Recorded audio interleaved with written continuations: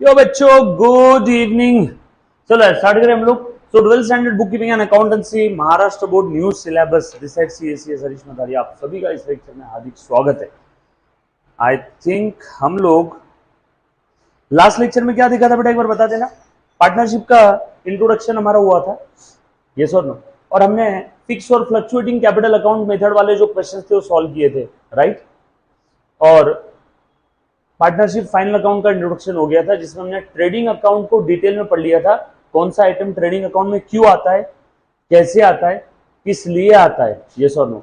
और trading account से हम लोगों को क्या समझ में आ जाता है बेटा, ग्रॉस प्रॉफिट और ग्रॉस लॉस, यस और नो। और वो ग्रॉस प्रॉफिट और ग्रॉस लॉस हम लोग आगे पीएनएल में ट्रांसफर करते हैं। कैसे करते हैं सारी चीजें एक फुल फ्लेज क्वेश्चन की मदद से हम लोग देखने वाले हैं। बहुत ही प्यारा क्वेश्चन है, अच्छे से ध्यान देना बेटा सभी। आ जाओ। सो मैं स्टार्ट कर रहा हूं, मुन्ना प्लीज ध्यान दे दे। सो क्वेश्चन नंबर 1, साथ में बेटे सब लोग।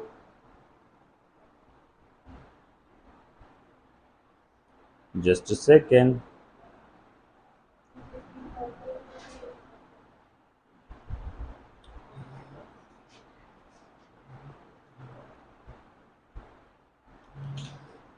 यो, दया एंड क्षमा।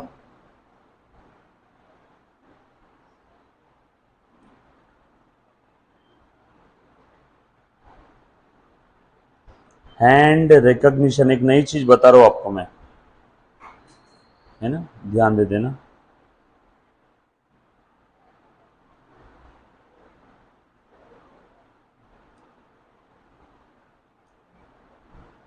दया and Kshama are the partners sharing profit and losses in the ratio 1:1।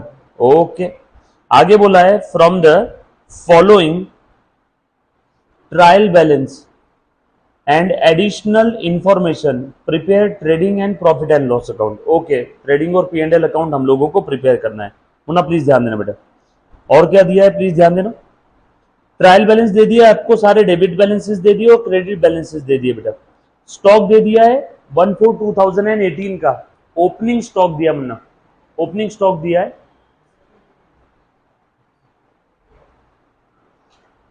Opening stock है बेटा आपका 65,000, ठीक है।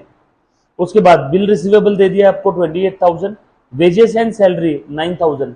ये वेजेस एंड सैलरी का मतलब क्या है प्लीज ध्यान देना। ड्यूरिंग द पीरियड इतना वेजेस एंड सैलरी हमने इनकर किया है, ये पेमेंट किया नहीं किया वो बात की बात है। अक्रूवल कॉन्सेप्ट, एक्सपेंस हो गया इतना, अब कितना पे किया इसमें का वो हमें यहां से नहीं समझ में आएगा, हमें सिर्फ इतना समझ में आ रहा है ड्यूरिंग द पीरियड इतना वेजेस और सैलरी हुआ बेटा।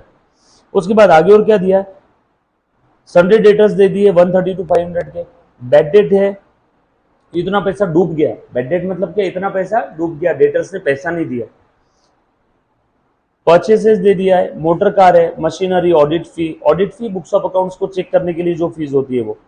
देन डिस्काउंट है, बिल्डिंग है, कैश एट बैंक है, 10% investment, advertisement paid for 9 month. Important है बेटा, यस और नो। ये जो एडवर्टीजमेंट का एक्सपेंस दिख रहा है ना बेटा, ये 9 महीने का ही है।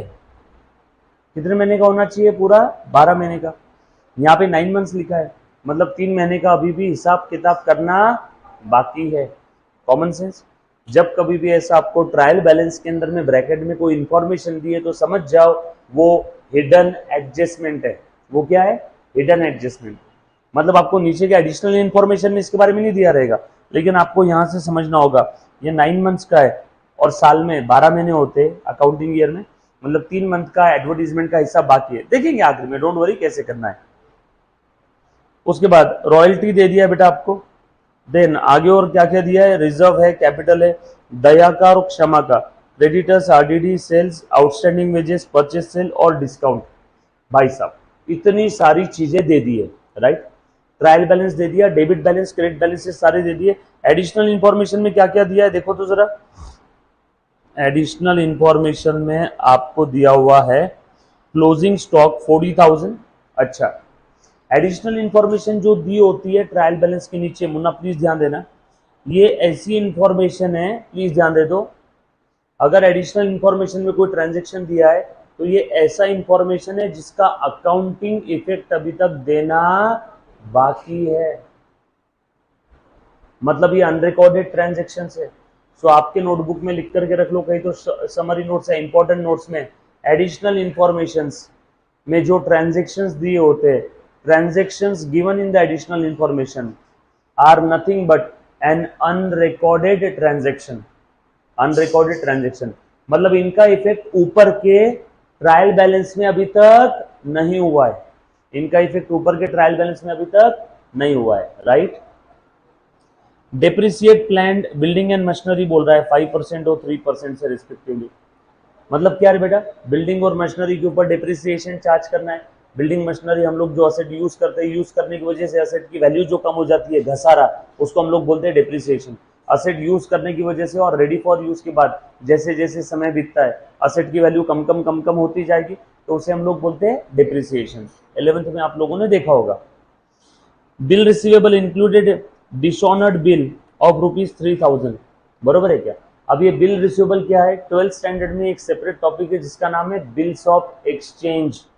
उसके अंदर में bill receivable, bill payable detail में आएगा। हाल फिलहाल में यहाँ पे जितना जरूरी मैं एडजस्टमेंट के साथ बता दूंगा बेटा आपको। सेपरेट टॉपिक है बिल्स ऑफ एक्सचेंज, ठीक है। सीए फाउंडेशन में भी सेपरेट टॉपिक है बिल्स ऑफ एक्सचेंज। उसके बाद goods worth ₹1000 taken by the Daya. अच्छा, पार्टनर ने, ओनर ने पर्सनल पर्पस के लिए बिजनेस से माल लिया और इसका अभी तक कोई इफेक्ट नहीं हुआ बुक में। ये सेंटेंस देने की जरूरत नहीं थी, नॉट एंटर्ड। तुम नहीं भी बोलते तब भी हम लोग ये समझने वाले थे एडिशनल इंफॉर्मेशन में जो ट्रांजेक्शन दिए है उसका इफेक्ट अभी तक देना बाकी है, राइट। उसके बाद write off 1800 as a bad debt and maintain RDD at 5% on the debtors. अच्छा, सबसे इंपॉर्टेंट एडजस्टमेंट है आरडीडी का। यहाँ पे आप सभी ने बहुत अच्छे से ध्यान देना बेटा, अभी जब क्वेश्चन सॉल्व करूंगा। यहाँ पे क्या बोला है बेटा, 1800 रुपए और डूब गया। ऊपर बैड डेट दिया हुआ है, ऊपर बैड डेट दिया हुआ है, बट इसके अलावा और 1800 रुपए डूब गया है। और हमें ऐसा लगता है कि जो भी डेटर्स का फाइनल अमाउंट आएगा उसके ऊपर 5% और डूब सकता है। Reserve for doubtful debt, reserve for doubtful debt. Are you getting my point, yes और नो। चलो बेटा आगे।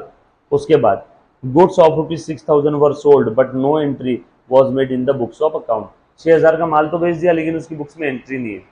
सो इन शॉर्ट हम लोगों को क्वेश्चन में ट्रायल बैलेंस और थोड़ी बहुत एडिशनल इंफॉर्मेशन दिया है और फाइनल अकाउंट प्रिपेयर करना है। बहुत आसान है, बट जो स्टेप्स बता रहा हूं वो स्टेप्स आपने अच्छे से ध्यान रखना है, राइट। चलो स्टार्ट करूंगा बेटा मैं। सो क्वेश्चन है सभी के पास में, ये ऑल सेट, करो बेटा स्टार्ट। आ जाओ, आ जाओ, ध्यान देना बेटा सभी ने। सो गाइस आ जाओ यार, मैं लिख लेता हूं यहां पे दया एंड क्षमा, दया एंड क्षमा लिख लो आप भी। जस्ट सेकेंड, 2 सेकेंड के लिए स्क्रीन बंद होगी। हाँ, दया एंड क्षमा।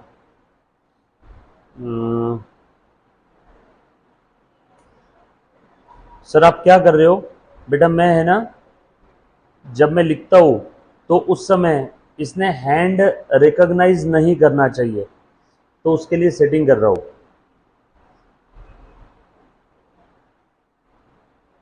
Ignore touch when I am using my pen.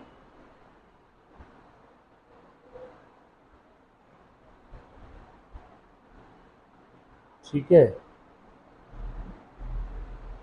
अब ये रिकॉग्नाइज नहीं करेगा मेरा हाथ। नहीं तो लिखते बीच में क्या होता है, वो बीच बीच में स्क्रीन हिल रही थी ना, तो इन टाइप के लैपटॉप में एक सेटिंग होती है, जब आप पेन से लिखते हो तो उस समय आपका हाथ वो रिकॉग्नाइज नहीं करेगा।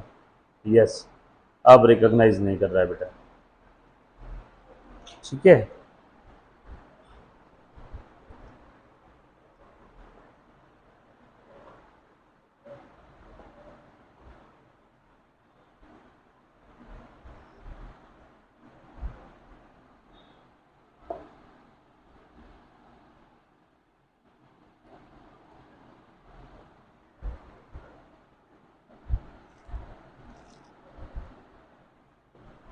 ऑल सेट,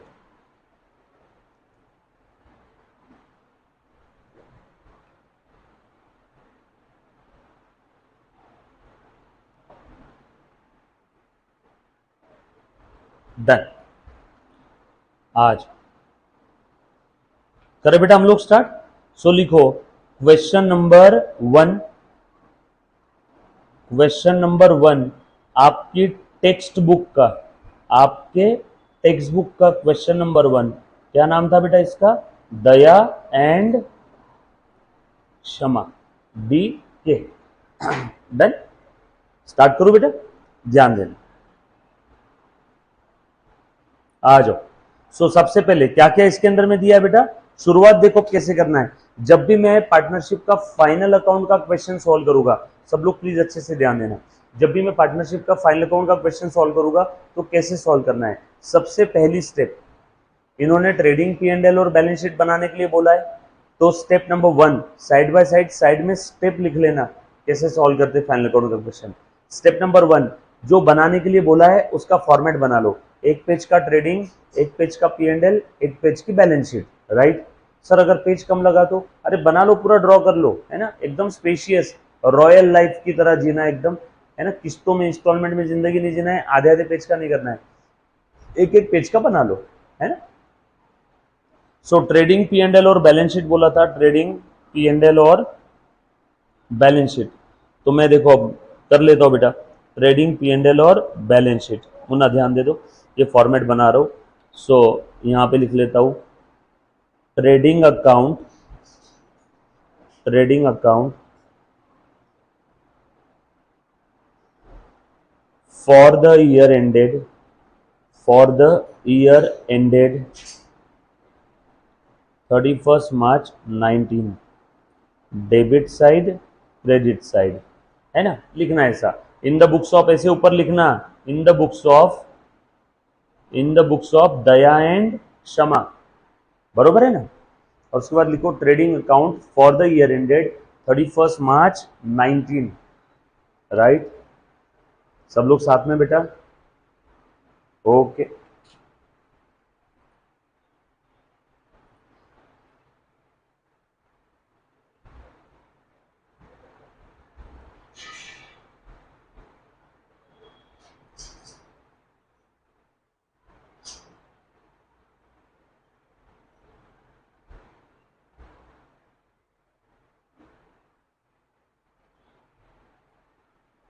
अच्छा,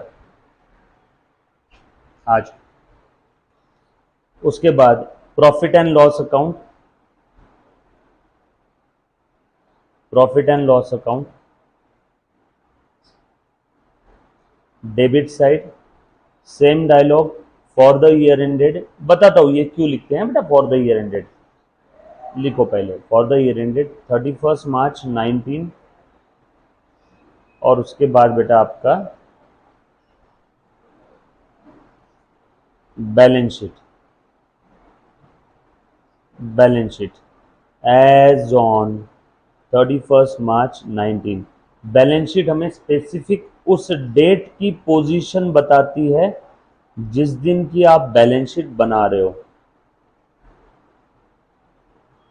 राइट, लायबिलिटी, अमाउंट, असेट्स और अमाउंट, है ना। बना लिया बेटा फॉर्मेट सभी ने। ट्रेडिंग P&L बैलेंस शीट एक एक पेज का बना लो, बनाने बेटा बुक में एज इट इज, और सिर्फ क्वेश्चन की तरफ ध्यान देना, ठीक है, आंसर सभी देखना नहीं है। फर्स्ट स्टेप खत्म। So step number 1 draw your format. एक बार फिर से बता देता हूं, हम लोग 12th स्टैंडर्ड का new syllabus partnership introduction and final account ये टॉपिक देख रहे हैं बेटा, उसमें हमने पार्टनरशिप फाइनल अकाउंट स्टार्ट किया है। ये सर आज हम लोग पहला प्रैक्टिकल क्वेश्चन उसका सॉल्व कर रहे हैं आपके टेक्स्ट बुक का।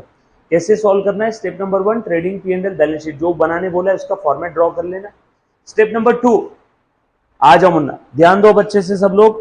स्टेप नंबर 2 देख रहे बेटा, देखो ध्यान देना, जो जो आइटम पे एडजस्टमेंट है वो सारे आइटम को स्टार मार्क लगा दो क्वेश्चन के अंदर में।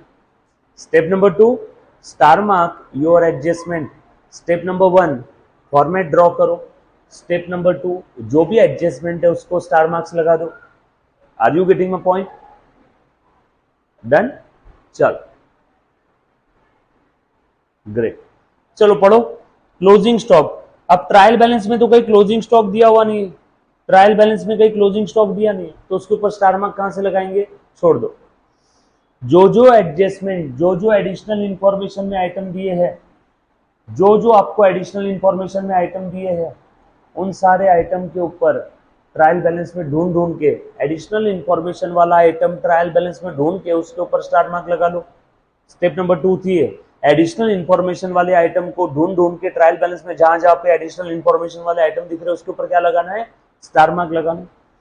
डिप्रिसिएट बिल्डिंग एंड मशीनरी, चलो बिल्डिंग बिल्डिंग बिल्डिंग बिल्डिंग, ये मशीन दिख गई, बिल्डिंग बिल्डिंग बिल्डिंग, ये बिल्डिंग है, ओके ठीक है। उसके बाद bill receivable included dishonoured bill of 3000, जो भी बिल रिसीवेबल थे, पार्टी से हमें बिल लेना था, उसके अंदर में 3000 के जो बिल है वो क्या हो गए बेटा, डिसऑनर हो गए, मतलब डूब गया, नहीं आएगा पैसा, उन्होंने खंडित कर दिया, अपमान कर दिया, बिल का पैसा नहीं दिया जिनसे बिल का पैसा लेना था। ढूंढो bill receivable, bill receivable, bill receivable asset है ना, तो डेबिट बैलेंस में दिखेगा, ठीक है क्या, लगा दिया स्टार मार्क। उसके बाद goods worth ₹1000 taken by the Daya for personal use not entered in the books of account, Daya ने माल लिया, दया ने माल लेके गए, माल लेके गए तो परचेस में से माइनस करना पड़ेगा, यस और नो, क्लियर है कि नहीं। तो देखो ये परचेस, परचेस, ये परचेस में से माइनस करना है, माल आता है तो हम लोग ट्रेडिंग के डेबिट में लिखते हैं, माल जा रहा है ट्रेडिंग के क्रेडिट में लिखेंगे या परचेस से माइनस कर देंगे, बताऊंगा कैसे करना है डिटेल में, अभी तो स्टेप नंबर 2 बस स्टार मार्क करना है।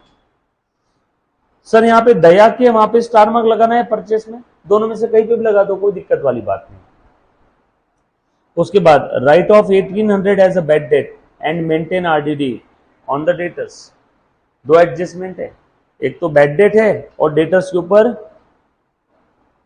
ऊपर आरडीडी क्रिएट करना है।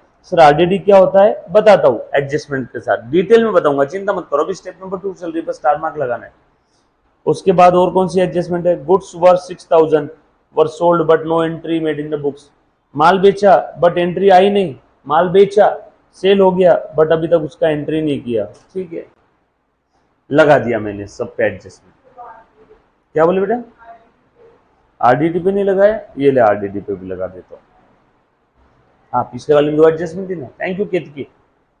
चलो आगे, पक्का, चल ओके। सेकेंड स्टेप भी खत्म, स्टेप नंबर 1 फॉर्मेट ड्रॉ करना था, स्टेप नंबर 2 हर चीज लॉजिकल पढ़ेंगे बेटा, और स्टेप नंबर 2 स्टार मार्क लगा दी। चलो अब क्या करना है, step number 3, step number 3 start from the debit side of the trial balance, debit balances से स्टार्ट करो, ट्रायल बैलेंस के डेबिट बैलेंसेस से स्टार्ट करो, है ना। स्टेप नंबर 1 फॉर्मेट ड्रॉ करो, स्टेप नंबर 2 एडिशनल इंफॉर्मेशन में जो आइटम दिख रहे हैं वो सारे आइटम ट्रायल बैलेंस में ढूंढ के स्टार मार्क लगा दो, star mark your adjustment. And step number 3 trial balance के डेबिट कॉलम से स्टार्ट करते हैं। आ जाओ, सबसे पहला आइटम क्या दिख रहा है बेटा बोलो तो, स्टॉक, ये कौन सा स्टॉक है, 1/4/18 का, अभी ईयर एंड डेट है 31 मार्च 19, मतलब ये ओपनिंग स्टॉक है, ये ओपनिंग स्टॉक है, यस और नो, क्लियर है। सो ओपनिंग स्टॉक कहां जाएगा, ट्रेडिंग अकाउंट के डेबिट में, बरोबर है क्या, तो लिख दो यहाँ पे ट्रेडिंग अकाउंट डेबिट साइड, बरोबर है, लिख दो फिर मैं, चलो आ जाओ। सो देखो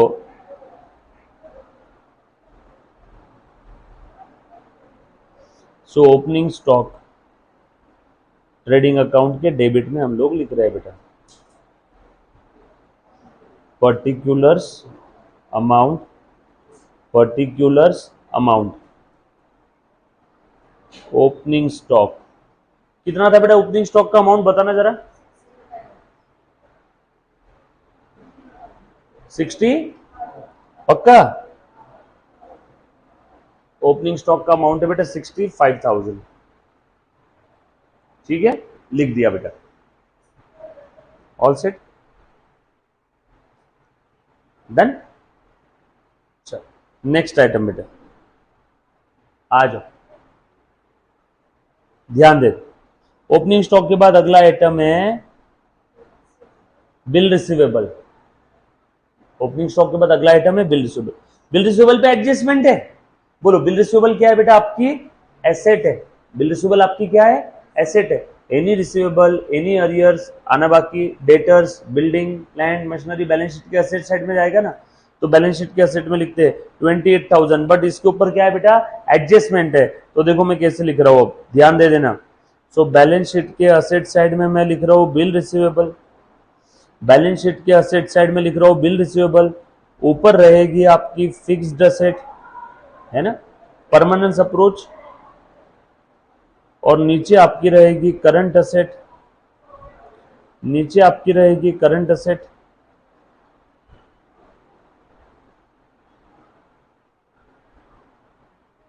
बरोबर है, ऊपर फिक्स्ड असेट नीचे करंट असेट, आधा आधा, ठीक है। करंट असेट में लिखो बिल रिसीवेबल,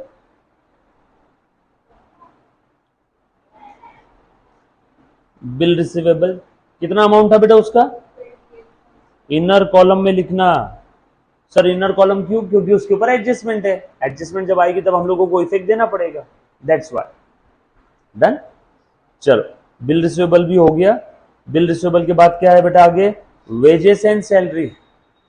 यहां सैलरी एंड वेजेस ऐसा वर्ड रहता तो मैं सोचता सैलरी डोमिनेंट है यहां पे, बरोबर है क्या, तो मैं P&L में लिख देता, प्रॉफिट एंड लॉस अकाउंट के डेबिट साइड में।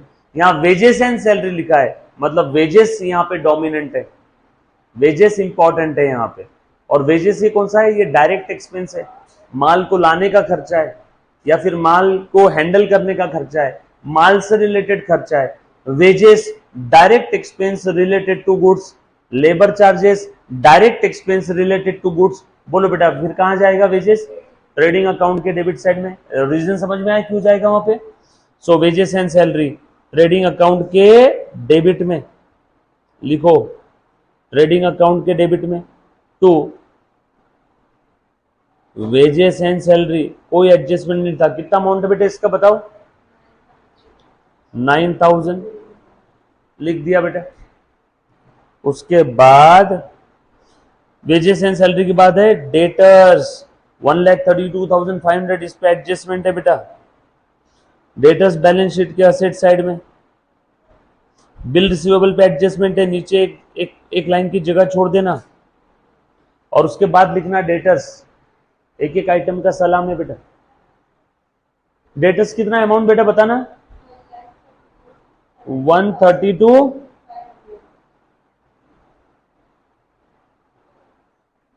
डेटर्स के बाद बेटा अगला आइटम क्या है, बेड डेट, इस पे भी एडजस्टमेंट है। बेड डेट कहां जाएगा बताना, P&L में कितना है 1,000, चल बेड डेट जाएगा P&L में। क्यों बेटा, ये direct expense related to goods नहीं है, ये ऑपरेटिंग लॉस है। जब भी धंधा करते हैं तो बेड डेट होता ही है कभी कभार, ऑपरेटिंग लॉस है।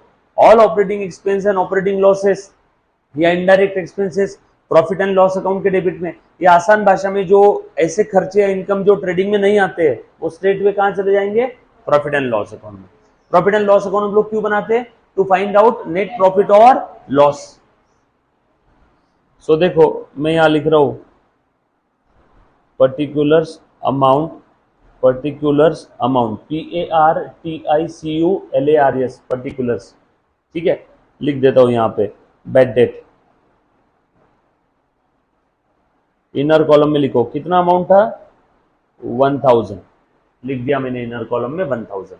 किसी कोई तकलीफ है बेटा यहाँ पे, चलो आगे। उसके बाद बेड डेट के बाद परचेज है 1,48,000। परचेज कहां जाएगा, माल खरीद के लिए बिजनेस में लेकर आने तक के सारे खर्चे रिलेटेड टू गुड्स ट्रेडिंग के डेबिट में। सो परचेज यहां लिख दो क्या, सो टू परचेज, परचेज पे एडजस्टमेंट है, कितना है बेटा परचेज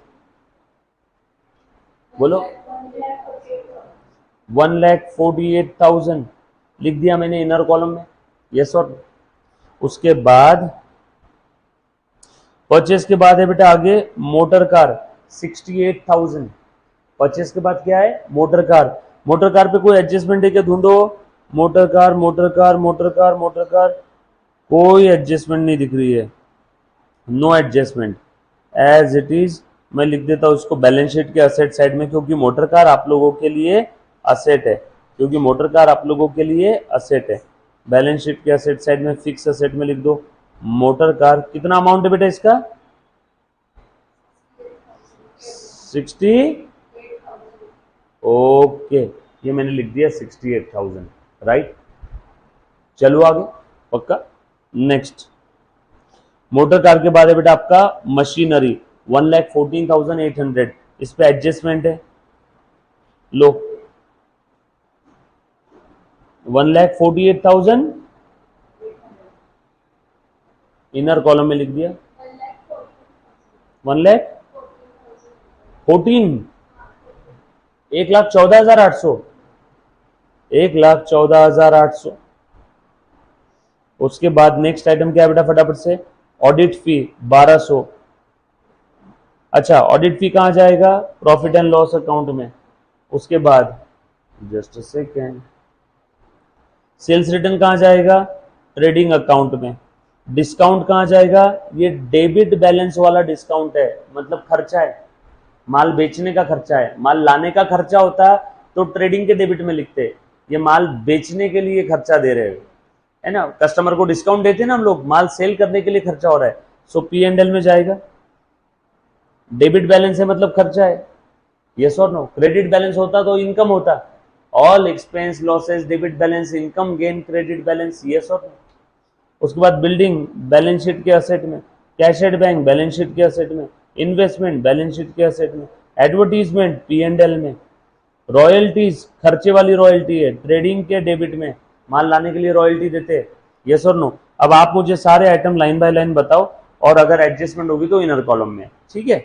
चलो बेटा, हमने अभी अभी मशीन लिखा, मशीन के बाद क्या है बेटा अगला, ऑडिट फी कहां जाएगा, ये audit fee profit and loss account में जाएगा। ऑपरेटिंग एक्सपेंस है, माल लाने का खर्चा नहीं है बेटा ये, यस और नो। किसको देते हैं, ऑडिटर को देते हैं, यस और नो। सो ये चला जाएगा आपका P&L में। सो लिखो फटाफट से, बैड डेट के नीचे जगह छोड़ देना थोड़ी, और फिर लिख लेना ऑडिट फी। कोई एडजस्टमेंट है इस पे, कितनी है, 1200, बस एकदम सस्ता चार्टर्ड अकाउंटेंट लाया लगता है इन्होंने। उसके बाद नेक्स्ट, हाँ अगला आइटम बोल बेटा, सेल्स रिटर्न कहां जाएगा, ट्रेडिंग अकाउंट में सेल्स में से सेल्स रिटर्न माइनस करना है।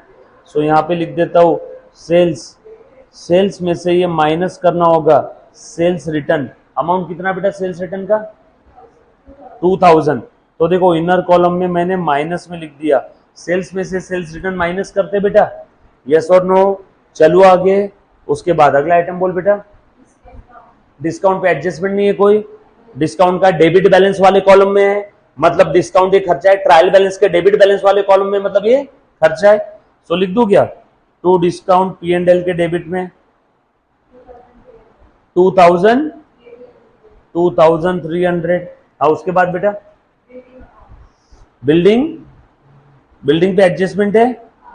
चलो मशीन पे भी एडजस्टमेंट थी, इनर कॉलम में लिखा, एक लाइन की जगह छोड़ दो, बिल्डिंग लिखो, एक लाइन की जगह छोड़ना पड़ेगा। बिल्डिंग का अमाउंट बता बेटा, 75,000। हाँ उसके बाद cash at bank balance sheet के असेट साइड में, डेटर्स के नीचे 2-3 लाइन की जगह छोड़ो। सर ऐसा क्यों, बैड डेट भी है, RDD भी है, 2 एडजस्टमेंट है डेटर पे, 2-3 लाइन की जगह छोड़ो और फिर लिखो कैश बैंक। बोलो अमाउंट कितना है, उसके बाद 10%। ओ हो, एक और हिडन एडजस्टमेंट है, आ जाओ। 10% इन्वेस्टमेंट है, मतलब क्या रे मुन्ना, बोलो तो। हमने कहीं तो इन्वेस्टमेंट करके रखा है, उसके ऊपर साल का हमें 10% का इंटरेस्ट मिलता है, ये उस 10% का मीनिंग है। इन्वेस्टमेंट के आगे लिखा है 10%, मतलब हम लोगों को कितना रिटर्न मिल रहा है उसके ऊपर, 10% का। मतलब हम लोगों को कितना रिटर्न मिल रहा है बेटा, 10% का। Are you getting my point. और एडजस्टमेंट में कहीं इन्वेस्टमेंट के 10% रिटर्न के बारे में दिया है क्या, नो। ट्रायल बैलेंस में इंटरेस्ट ऑन इन्वेस्टमेंट दिया हुआ है क्या, क्रेडिट में इनकम है ना, इंटरेस्ट के हमें इन्वेस्टमेंट के ऊपर इंटरेस्ट मिल रहा है, वो इनकम है। इनकम है मतलब क्रेडिट बैलेंस है। हे ट्रायल बैलेंस बता, तेरे क्रेडिट बैलेंस में इंटरेस्ट ऑन इन्वेस्टमेंट कहीं दिया है, अरे रे नहीं दिया है, मतलब लेना पड़ेगा। Hidden adjustment. सर आपको क्या समझा, 10% इन्वेस्टमेंट, या ब्रैकेट में अगर हमें कुछ दिया हुआ है, जैसे एडवर्टीजमेंट में लिखा हुआ है 9 मंथ, ये देखो दिख रहा है क्या, एडवर्टीजमेंट के केस में क्या लिखा हुआ है, 9 मंथ, बरोबर ना, कॉमन सेंस ना। इन्वेस्टमेंट किया, 10% इन्वेस्टमेंट मतलब इंटरेस्ट मिलना चाहिए ना। सर ऐसा भी तो हो सकता है कि इन्वेस्टमेंट साल के आखिरी दिन किया होगा, ऐसा रहता तो लिखा रहता, कुछ बोला नहीं तो हम लोग क्या समझेंगे भाई साल भर के लिए, यस और नो। तो इसके ऊपर भी एडजस्टमेंट है, तो लिखूं मैं इसको इनर कॉलम में 10% इन्वेस्टमेंट कितना है बेटा 20,000, ये सारे लिख दिए हमने आइटम। लो बेटा 10% इन्वेस्टमेंट बैलेंस शीट के असेट साइड में, यहां लिख लेता हूं 10% इन्वेस्टमेंट फिक्स असेट के नीचे, थोड़ी बहुत जगह लगेगी, यहां लिखता हूं कितने की है बेटा इन्वेस्टमेंट 20,000 की, राइट। चलो आगे, उसके बाद नेक्स्ट आइटम बताओ बेटा, एडवर्टीजमेंट कितना है बेटा 9 मंथ के लिए है 4,500। एडवर्टीजमेंट पे एडजस्टमेंट है P&L के डेबिट में, टू एडवर्टीजमेंट कितना है बेटा 9 मंथ का 4,500 इनर कॉलम में, क्योंकि एडजस्टमेंट है। उसके बाद बेटा अगला आइटम, हाँ रॉयल्टी यहां पे आ जाएगी, रॉयल्टीज पे एडजस्टमेंट है नो, डायरेक्ट आउटर कॉलम में, बोल बेटा कितना है। उसके बाद हो गया, क्रेडिट बैलेंस वाले बता दो बेटा सारे बैलेंस, ये डेबिट साइड हो गई हमारी पूरी खत्म। क्रेडिट साइड में कौन कौन से फटाफट से लिखते जाओ। जनरल रिजर्व कहां आएगा बैलेंस शीट के लायबिलिटी साइड में, कैपिटल बैलेंस शीट के लायबिलिटी साइड में, बैलेंस शीट के लायबिलिटी साइड में, बैलेंस शीट के लायबिलिटी साइड में। लिख लो बेटा, आपका मेरे से भी पहले हो गया तो भी चलेगा, लिखो फटाफट से। आरडीडी, आरडीडी कहां पे आएगा बेटा ये, बोलो बोलो फटाफट से। P&L के अंदर में हम लोगों को आरडीडी लेना है ना, आरडीडी हम लोग वहां पे लेंगे, एक इफेक्ट उसका वहां पे आएगा। एडजस्टमेंट अगर आरडीडी के ऊपर है तो डिटेल में बता दो, एक इफेक्ट P&L पे दूसरा बैलेंस शीट में। सर कैसे, बता दो। आरडीडी के ऊपर स्टार मार्क रहने दो। सेल ट्रेडिंग अकाउंट के क्रेडिट साइड में, आउटस्टैंडिंग वेजेस, वेजेस देना बाकी है बैलेंस शीट के लायबिलिटी में। परचेस रिटर्न ट्रेडिंग के डेबिट साइड में माइनस करेंगे परचेस में से, और डिस्काउंट ये क्रेडिट बैलेंस वाला है तो P&L के क्रेडिट में। डिस्काउंट क्रेडिट बैलेंस वाला है मतलब इनकम है, क्रेडिट बैलेंस वाले कॉलम में डिस्काउंट है मतलब इनकम है। इनकम कहां जाएगा P&L के क्रेडिट में, यस और नो। कोई आइटम अगर नहीं समझ में आए तो प्लीज फटाफट से एक बार पहले पूछ लो। यो बोल बेटा। जनरल रिजर्व मतलब जैसे हम लोग हमारे प्रॉफिट में से थोड़ा बहुत सेविंग साइड में निकाल करके रखते हैं तो उसको हम लोग क्या बोलते हैं बेटा जनरल रिजर्व। हमने हमारे भविष्य के लिए थोड़ा सा साइड में निकाल करके रखा है ना। जैसे आपके मम्मी पापा जितनी अर्निंग करते हैं क्या उतना पूरा का पूरा खर्चा कर देते हैं या थोड़ा बचा के भी रखते हैं, बचा के रखते हैं। तो दैट बचा हुआ दैट बचा के रखा हुआ profit will be called as your reserve, yes और नो। जैसे पहले के जमाने में हम लोग जो भी साल भर का अनाज होता था एक जगह सेव करके बचा के रिजर्व करके रखते थे उसका, यस और नो।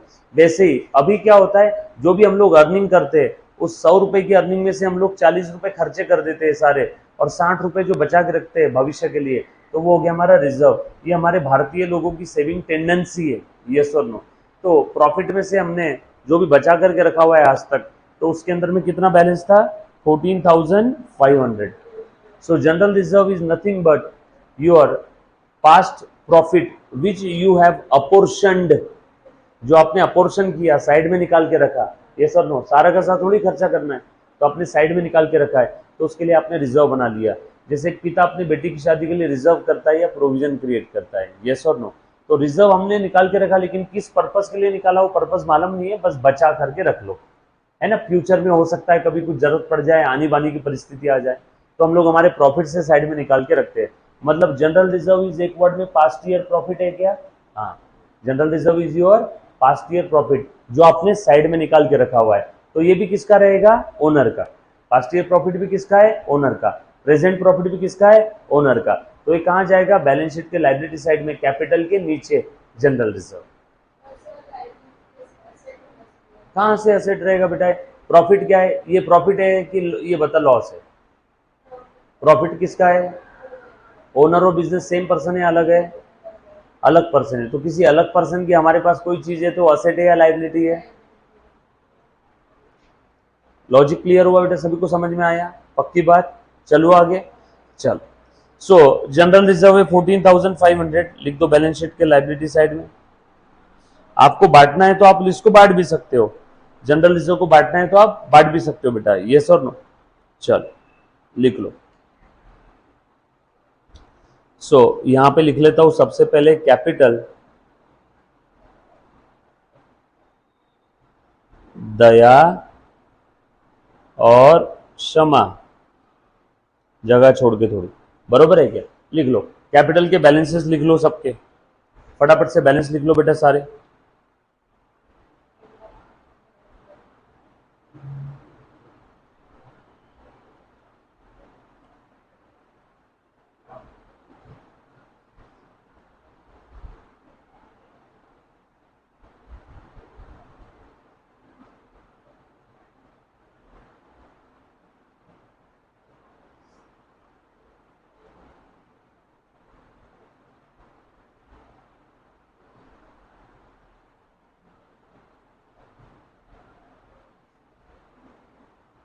क्यों ऐसा ब्लर हो रहा है?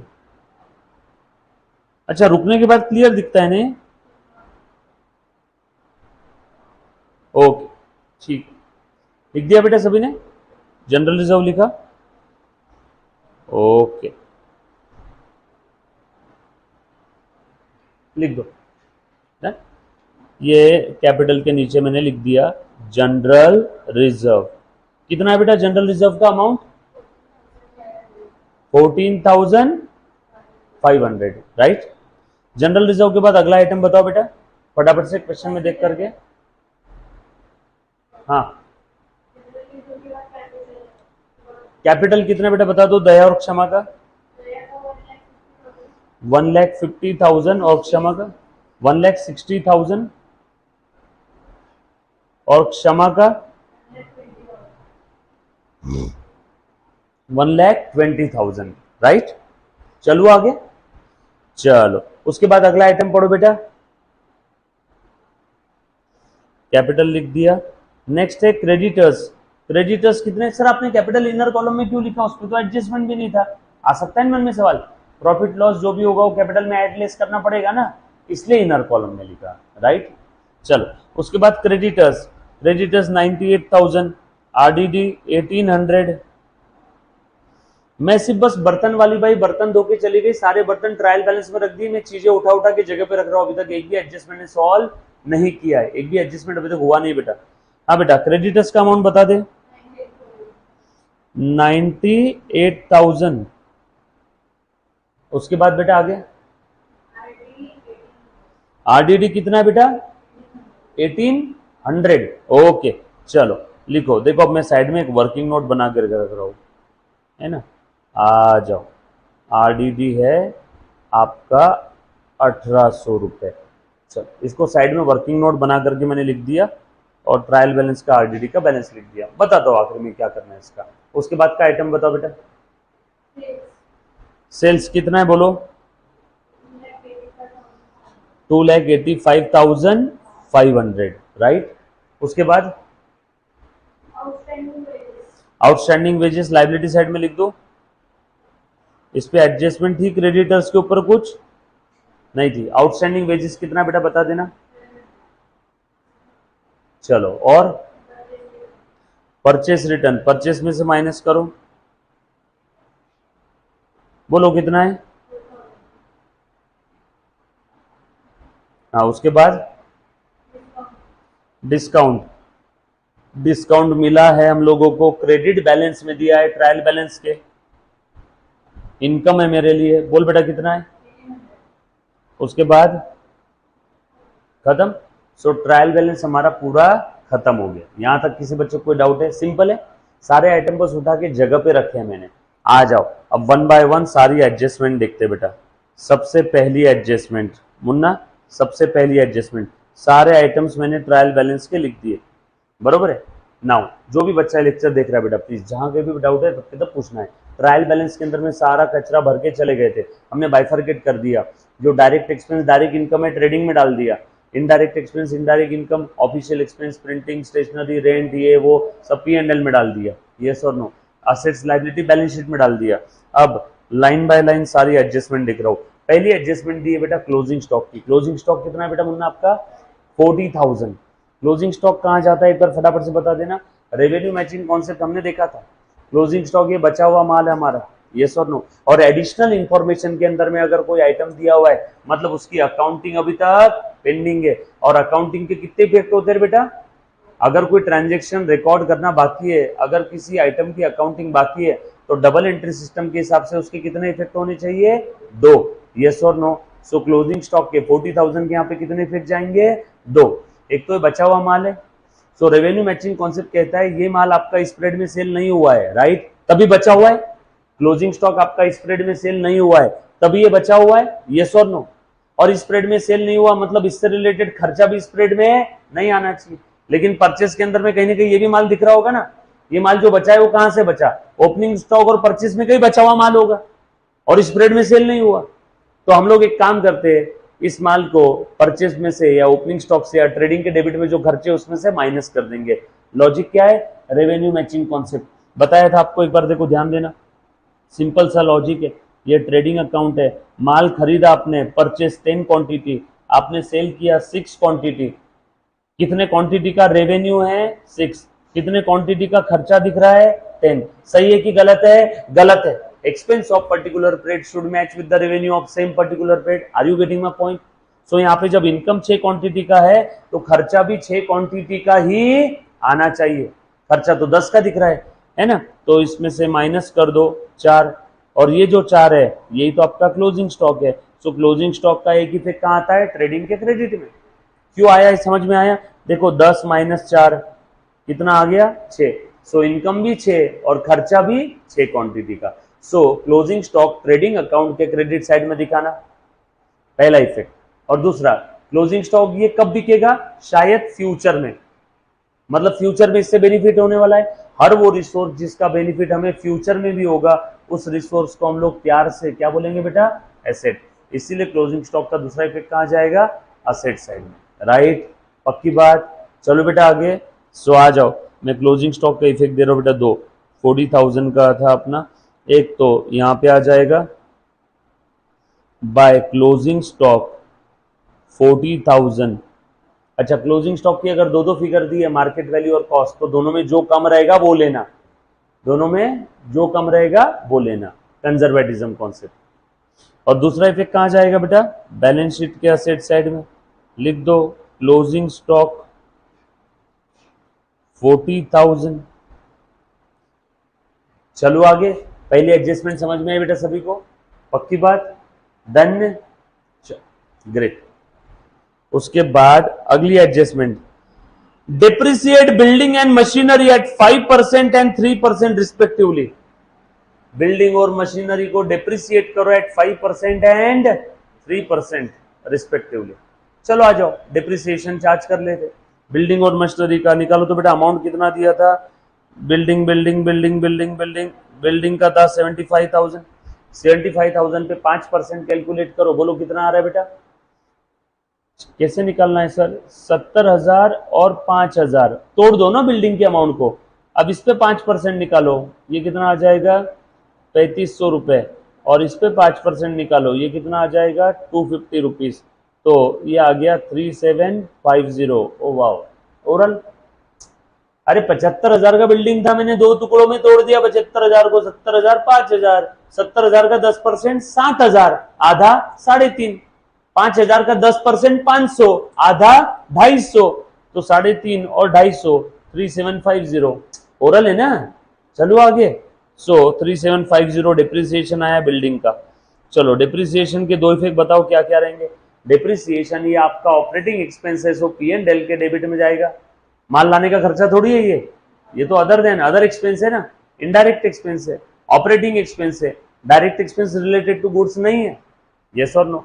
सो डिप्रिसिएशन का एक इफेक्ट जाएगा प्रॉफिट एंड लॉस अकाउंट में, और दूसरा वो असेट कम हो जाएगी।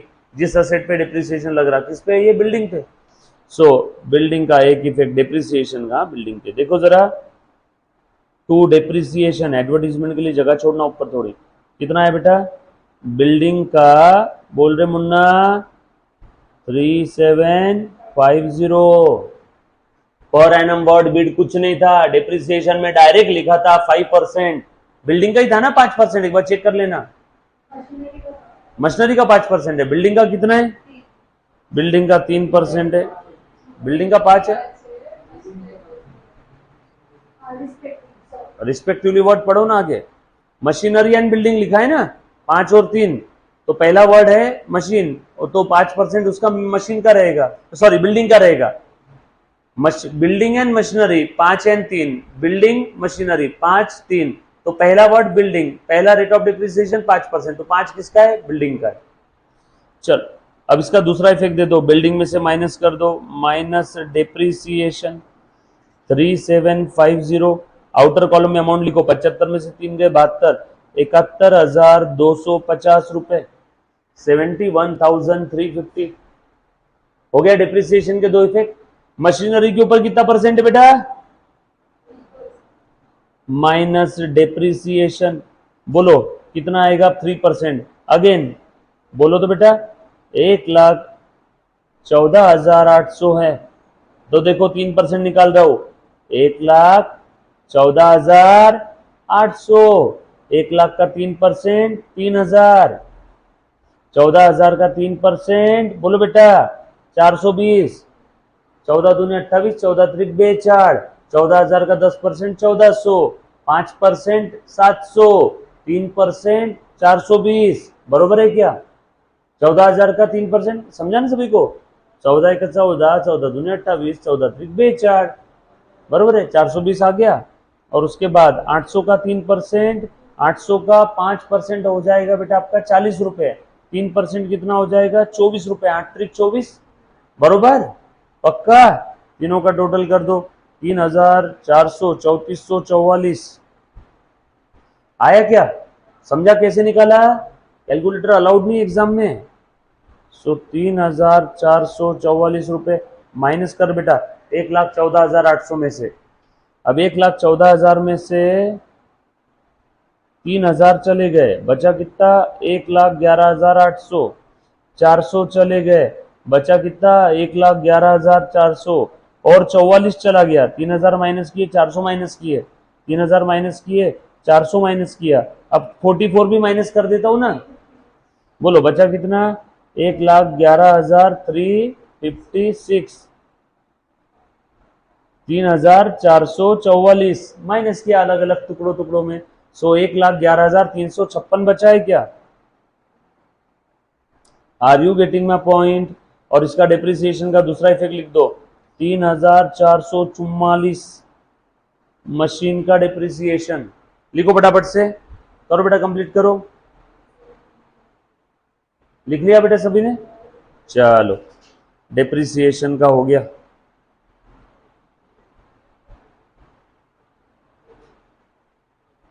आ जाओ नेक्स्ट, लिख लिया बेटा? नेक्स्ट है bill receivable included dishonoured bill of 3,000।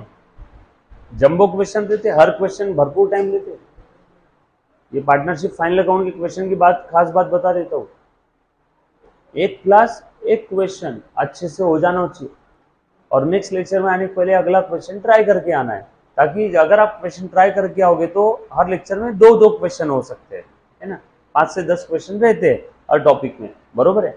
सो अच्छे से ध्यान रखना बेटा, इंपॉर्टेंट है, हर चीज के पीछे की वजह समझना, लॉजिक क्या है उसके पीछे का, राइट?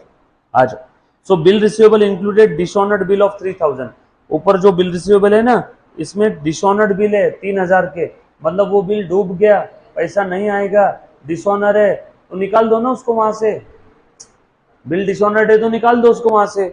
कहाँ है बेटा bill receivable? Bill receivable, bill receivable, कितने के बिल डिसऑनर्ड है? बिल डिसऑनर्ड, हाँ, आउटर कॉलम में आ जाएगा 25,000। दूसरा इफेक्ट, नुकसान हो गया क्या? बिल डिसऑनर हो गया तो bill dishonoured is your loss, बराबर है क्या? लाइक बैड डेट, तो P&L में लिख दूं क्या? टू बिल डिसऑनर्ड, समझ में आए दो इफेक्ट? चलो आगे, जो भी आपका अदर लॉस है, अदर एक्सपेंस है, इनडायरेक्ट एक्सपेंस है, ऑफिस एक्सपेंस है, जनरल एक्सपेंस है, एडमिन एक्सपेंस है, वो सब P&L में जाएगा। क्यों? क्योंकि ट्रेडिंग में तो माल खरीदने से लाने तक का ही खर्चा है, बचे हुए सारे खर्चे P&L में। डन? अगला adjustment, goods worth ₹1,000, goods worth ₹1,000, were taken by the Daya for personal use was not entered in the books of account. दया ने 1000 का माल लेके तो गई बट बुक्स में दिखाया ही नहीं. अब दिखाना पड़ेगा क्या? चलो कहां का इफेक्ट आएगा बेटा प्लीज ध्यान दे दो. एक तो माल लेके गई 1000 का, so minus goods taken by Daya. लिखो वैसा परचेस रिटर्न के नीचे माइनस गुड्स, लिखो बेटा माइनस गुड्स टेकन बाय दया. कितने का माल था? 1000 का ना.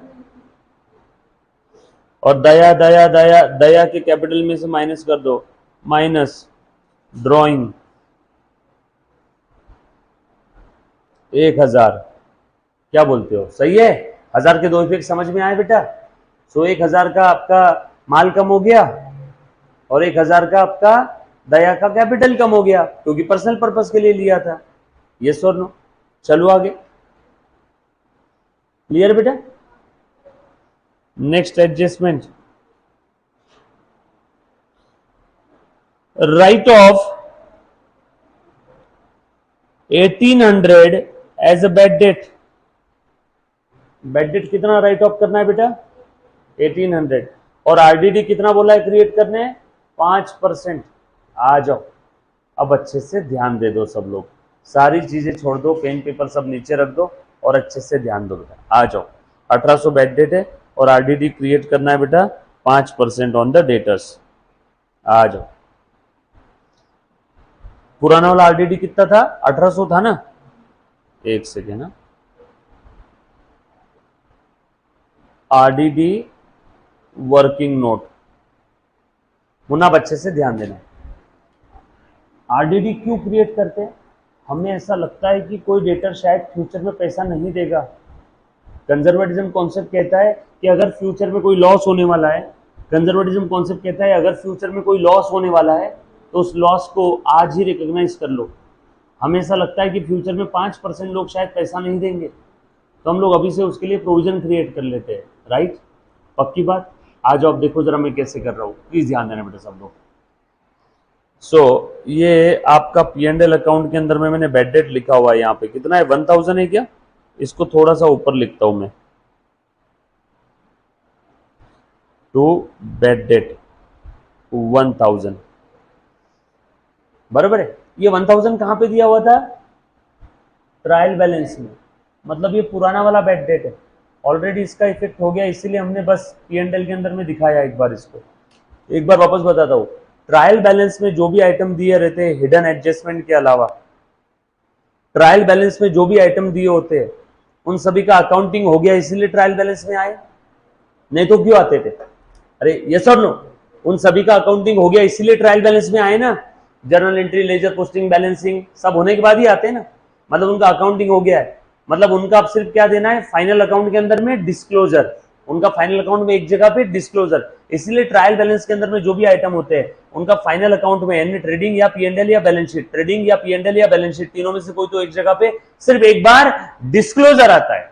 हाँ, ट्रायल बैलेंस में हिडन एडजस्टमेंट है तो उसके डबल एंट्री के हिसाब से दो इफेक्ट जाएंगे. मैं हिडन एडजस्टमेंट की या नॉर्मल एडजस्टमेंट की बात नहीं कर रहा हूं, मैं सिर्फ ट्रायल बैलेंस के आइटम की बात कर रहा हूं. सो ट्रायल बैलेंस में क्या दिया हुआ था बेटा? आपको बैड डेट दिया था. मतलब ये पुराना बैड डेट है, ऑलरेडी इसकी अकाउंटिंग हो गई है. और एडजस्टमेंट में जो बैड डेट दिया हो कौन सा बैड डेट है? नया. उसकी अकाउंटिंग बाकी है. बरोबर है. और सो एडजस्टमेंट में कितना बैड डेट दिया जरा बताना तो. हाँ 1800. सो बैड डेट बढ़ गया, लॉस बढ़ गया क्या? बढ़ गया, बढ़ गया. Bad debt plus new bad debt कितना है? 1800. बरोबर है क्या? ये 1800 का दूसरा इफेक्ट बताओ कहां जाएगा? बैड डेट हो गया 1800 का सिर्फ. हाँ, एडजस्टमेंट वाले बैड डेट का, पुराने वाले बैड डेट का नहीं. डेटर्स कम हो गए ना, पैसा डूब गया नहीं, डेटर्स बढ़ जाते हैं कम होते हैं? कम होते. सो डेटर्स में से माइनस न्यू बैड डेट. 1800 के दो इफेक्ट हो गए. बरोबर है. न्यू आरडीडी कितनी की क्रिएट करने बोली है? बोलो तो बेटा. हाँ, 5% ऑन द डेटर्स. आ जाओ देखो वर्किंग नोट. मुन्ना प्लीज ध्यान देना, ये डेटर्स मैंने लिखे हैं। डेटर्स बताओ कितने बेटा ट्रायल बैलेंस में? 1,32,000। इसमें से नए वाले बैड डेट कितने थे? 1800। बोलो बचा कितना? 1,32 में से एक गया, 1,31, 500 और चले गए, 1,31 बचा है ना, 300 और गए, 1,30,700। बरोबर है क्या? ये डेटर्स थे, उसमें से इतना पैसा डूब गया, डेटर्स का इतना बैलेंस बचा। बरोबर है? जो पैसा डूब गया वो माइनस कर दिया, जो डूबने वाला है वो भी माइनस कर देते। बोलो कितना डूबने वाला है? एडजस्टमेंट में दिया है ना, कितना परसेंट डूब सकता है? RDD 5%, minus RDD. Conservatism concept, हमें लगता है डूबने वाला है, कौन से अमाउंट में 5% ले रहा हूं देखो जरा, जो डूब गया उनको माइनस कर दिया, उसके बाद जो बैलेंस बचा उसके ऊपर जो डूब सकता है वो 5% ले लो। बताओ 130, 130, 500 का 5%। अब ओरली कैसे निकालना बताता हूं। 1,30,700, इसको तोड़ दो टुकड़ों में, 1,30,000 और 700। 1,00,000 का 5%, 5,000, 30,000 का 5%, 1,500, 3 5 15, 700 का 5%, बोलो बेटा 35 रुपीज। तो 5 और 1 6,535, 6,535। ये क्या है बेटा आपका? यस और नो? ये क्या है बेटा आपका? आरडीडी। लिखो आरडीडी, न्यू आरडीडी 6,535। हमें ऐसा लगता है कि ये इतना डूब सकता है, इसलिए वो भी मैंने ऐड कर दिया लॉस के अंदर में। लेकिन अरे एक तो प्रॉब्लम हो गई, ऑलरेडी पुराना वाला आरडीडी हमने बना करके रखा हुआ था, हमें टोटल आरडीडी 6,535 चाहिए, पुराना वाला ऑलरेडी कितना बना के रखा है बताओ? 1800 ना, ट्रायल बैलेंस में दिया है ना पुराना आरडीडी 1800 है ना, तो वो माइनस कर दो इसमें से, माइनस ओल्ड आरडीडी। हमें टोटल कितना आरडीडी चाहिए? 6,535, लेकिन ऑलरेडी जो पुराना बनाया हुआ है तो उसको माइनस कर दो, तो नेट आरडीडी कितना चाहिए वो बैलेंसिंग इसमें फिगर आ जाएगा। देखो ओल्ड आरडीडी आ गया क्या ट्रायल बैलेंस पीएनएल के अंदर में? जो मैंने आपको बोला था स्टार मार्क लगा के रखना, ट्रायल बैलेंस में जो दिया था ओल्ड आरडीडी, देखो ले लिया मैंने। आप बोलो आउटर कॉलम में कितना आ रहा है? 1,000 और 1,800, 2,800, 2,800। किसी को 5% भी समझा होगा, डोंट वरी, चिंता मत करना, 50 बार ये एडजस्टमेंट आने वाली। कितने बार? 50 बार। ले बेटा टोटल करके बता दे। एक और ये दो और 6, 8,000, 8,000, 8,500 और 800, 9,335, 9,335। बरोबर है क्या? 6, 2, 8, 8, 800, 8, 800 और 500, 9,300, 9,335। इसमें से 1,000 गए, बचे 8,335 और 300 चले गए, बच्चे बेटा 8,035 और 500 चले गए, क्योंकि 800 माइनस करना था ना। बोलो बेटा 500 चले गए, 7,535। सही है क्या? चेक कर लो। यस और नो? क्लियर है? ओल्ड आरडीडी जो ट्रायल बैलेंस में दिया था, देखो एक ही बार उसका इफेक्ट आया। अरे प्लस माइनस कैलकुलेशन करके आउटर कॉलम में बाहर में मेन फिगर लिखा है बेटा। और डेटर्स का कितना बैलेंस आ रहा है बताना अभी? 1,30 में से 6 गया, बोलो बेटा बचा कितना यहाँ पे? 1,24,000 और 500 चला गया, 535 माइनस करना है ना, तो 1,24,200 और 35 माइनस करना है, तो 1,24,165। यस और नो? क्लियर है? पक्की बात? ये बात समझ आई सभी को? सिंपल है बेटा। ये डेटर्स का ये आ गया। अब काफी बार क्वेश्चन में ऐसा बोला रहेगा कि discount on debtors, provision for discount on debtors, जो बुरे थे उनको माइनस कर दिया, बैड। उसके बाद जो बुरे बन सकते हैं, डाउटफुल, बन सकते हैं, उनको भी माइनस कर दिया, डाउटफुल। अब जो बचे ये कौन से? गुड। ये गुड डेटर्स है, बचे हुए गुड डेटर्स है, और जो गुड होते हैं उनको क्या मिलता है? डिस्काउंट। तो हम गुड डेटर्स को डिस्काउंट देंगे। इस क्वेश्चन में नहीं दिया है, लेकिन काफी बार क्वेश्चन में ऐसा दिया रहेगा, provision for discount on debtors.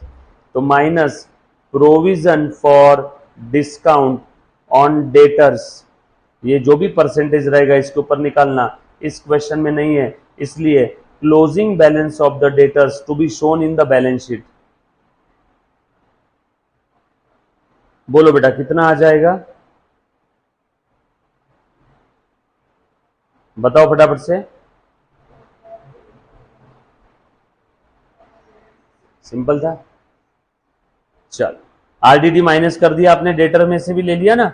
देखो 6,06,535,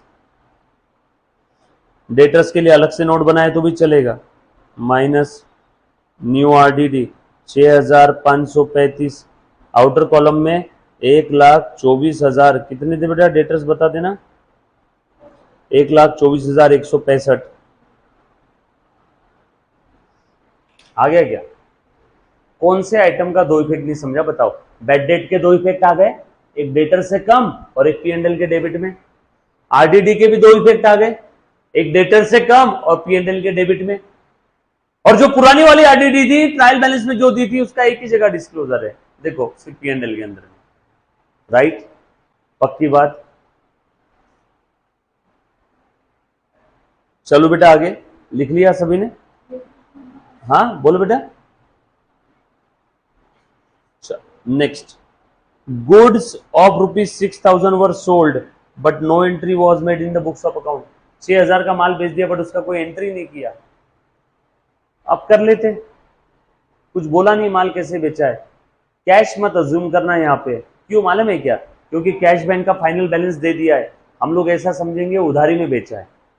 जब कभी भी अगर आपको एडजस्टमेंट में दिया है कि माल बेच दिया बट अकाउंटिंग नहीं किया, तो समझना उधारी में बेचा, डेटर्स बढ़ा देना। नहीं सर कैश में बेचा ऐसा सोचा तो कैश बढ़ाना पड़ेगा, लेकिन कैश बैंक में जनरली गलती नहीं होती है, कैश क्लोज हो गया है, कैश का फाइनल क्लोजिंग बैलेंस दिया हुआ है, तो अब उसे छेड़ना नहीं, तो हम लोग ऐसा समझेंगे उधारी में बेचा। तो लो तो बेटा 6,000 का सेल बढ़ा दो और 6,000 का माल उधारी में बेचा है तो डेटर्स भी बढ़ा दो। सो अनरिकॉर्डेड डेटर्स ऐसा लिख लो, अनरिकॉर्डेड डेटर्स कितना है बेटा 6,000, और सेल बढ़ा दू क्या, plus unrecorded sale, unrecorded sales, sales बढ़ा दो 6,000। आउटर कॉलम में लिखता हूं मुन्ना, 6,85 में 2 गए 6,83, 290, 2,85 में 2,83, 290, 500। चेक करो आ रहा है क्या? तो 6,000 के दो इफेक्ट दे दिए, डेटर्स बढ़ा दिए या डेटर्स के नीचे लिख दिया अनरिकॉर्डेड डेटर्स। सर डेटर्स के अंदर में ऐड करके लिखा होता तो 1,30,165 हो जाता, 1,30,165। डन। बोलो बेटा वन बाय वन, किसी भी बच्चे को कोई डाउट है तो प्लीज एक बार पहले पूछो। Any student any kind of doubt, yo anybody. ये वाला वर्किंग नोट आपने लिख लिया, ये हमेशा ध्यान रखना बेटा। डेटर्स जो बैड थे उनको माइनस कर दिया, जो बैड हो सकते थे उनको भी माइनस कर दिया, और जो बचे गुड इनको हम लोग देंगे डिस्काउंट इस फिगर पे। आखिरी में closing balance of the debtors, बरोबर। ये देखो सेम चीज मैंने बैलेंस शीट में भी लिखा है, debtors less new bad debt minus RDD, बरोबर है क्या? यस और नो? बोल मुन्ना बोल बोल बोल। वर्किंग नोट देखो एक बार,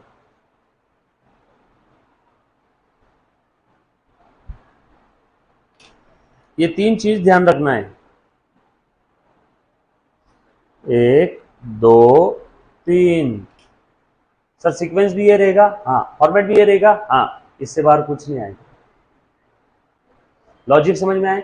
जो बैड है उनको माइनस कर दिया, जो बैड हो सकते हैं उनको भी माइनस कर दिया, और उसके बाद जो बच्चे गुड, गुड डेटर्स को हम लोग क्या देंगे, डिस्काउंट। डिस्काउंट देंगे तो भी डेटर कम हो जाएंगे ना और थोड़े, इसलिए प्रोविजन फॉर डिस्काउंट। इस क्वेश्चन में नहीं था, आगे आएगा। Clear? That's it, game over. Outer column में टोटल लिख दो परचेस का, 148 में से 5 गए, 1,43,000। चलो बेटा इसका टोटल करो अभी। हिडन एडजस्टमेंट बाकी है क्या हमारा अभी तक? नहीं ना, देख लिया ना हिडन एडजस्टमेंट, देखो एक बार चेक करो। ओ नहीं बाकी है, बाकी है, मैंने उस पर टिक लगा दिया तो मुझे लगा हो गया। आज बस अब ट्रायल बैलेंस के अंदर में 2 हिडन एडजस्टमेंट है, प्लीज ध्यान देना सब लोग। यहां तक किसी बच्चे को कोई डाउट है तो प्लीज एक बार आप नजर घुमा लो, आपकी बुक के अंदर में नजर घुमा लो, जो बच्चा ऑनलाइन देख रहा है आप भी नजर घुमा लो। डाउट है तो वो पॉइंट वापस पूछो, 50 बार पूछो, आपको सौगंध है आपके चाहने वाले की। वापस सोचो, अपने आप से पूछो ये ऐसा क्यों, लॉजिक समझ में आ गया, नहीं समझा मुझे फिर से पूछो। क्लियर है? एक बार चेक कर लो कौन सी चीज क्यों कैसे काय को किया। बैड डेट के 2 इफेक्ट, आरडीडी के 2 इफेक्ट, बरोबर है। ट्रायल बैलेंस में जो आरडीडी और बैड डेट है वो ओल्ड आरडीडी और ओल्ड बैड डेट है। एडजस्टमेंट में जो दिया है वो न्यू है, अनरिकॉर्डेड है। क्लियर? सिद्धार्थ, सानिया, केतकी, पक्का? चलो आगे। आज अब हिडन एडजस्टमेंट कैसे पहचानना है? ट्रायल बैलेंस में कुछ तो एडिशनल इंफॉर्मेशन दी रहती फिगर के अलावा, जैसे यहाँ पे बोला है 10% इन्वेस्टमेंट, तो अब इस इन्वेस्टमेंट के ऊपर हमें इंटरेस्ट मिलेगा 10%, यानी कितना बेटा? 2000। पूरे ट्रायल बैलेंस में कहीं पे भी इंटरेस्ट ऑन इन्वेस्टमेंट दिया नहीं है 2000, मतलब इन्होंने लिया नहीं है, अब लेना पड़ेगा। इंटरेस्ट ऑन इन्वेस्टमेंट मेरी इनकम है 2000, तो एक जाएगा पीएनएल के क्रेडिट में, और 2000 के बारे में कुछ बोला नहीं, मतलब वो 2000 लेना बाकी है, यानी रिसीवेबल, तो जाएगा बैलेंस शीट के असेट में। सो एक पीएनएल के क्रेडिट में और बैलेंस शीट के असेट में। पीएनएल के क्रेडिट में बाय इंटरेस्ट ऑन इन्वेस्टमेंट,